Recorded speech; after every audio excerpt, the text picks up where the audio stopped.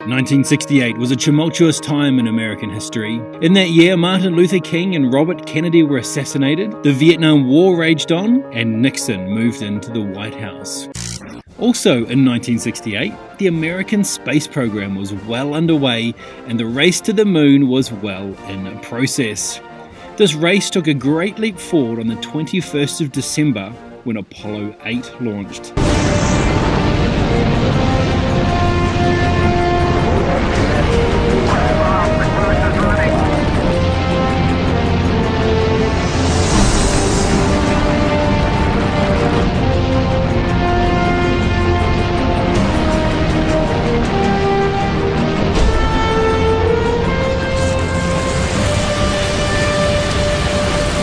It was the first manned spacecraft to leave low Earth orbit, reach the moon, orbit it, and return to Earth. Frank Borman was in command, Jim Lovell was the command module pilot, and William Anders was the lunar module pilot.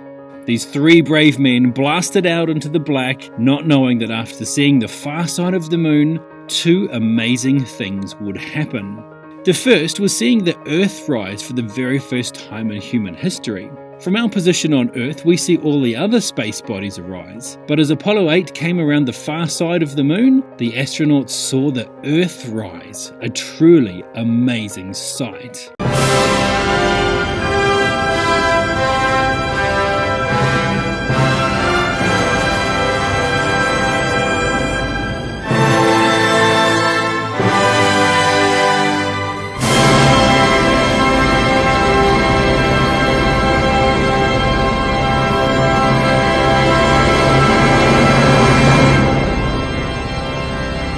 As they rounded the moon for the 9th time, it was Christmas back on Earth.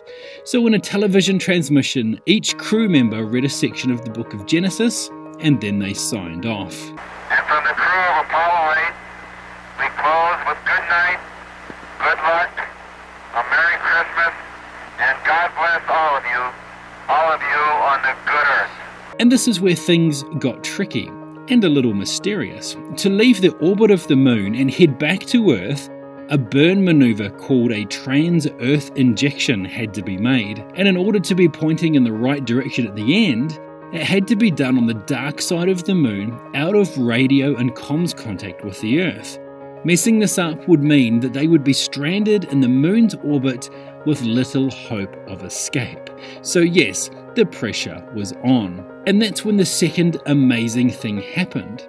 What happened behind the moon on that last pass while the astronauts were out of contact is something we will never know. But Jim Lovell's transmission as they came back into comms connection truly stunned the world. Houston, Apollo 8, over. Hello, Apollo 8. Loud clear. Roger. Please be informed there is a Santa Claus. What did they see? What did they hear? What cover-up has been set up to hide the truth? Will the secrets ever be known?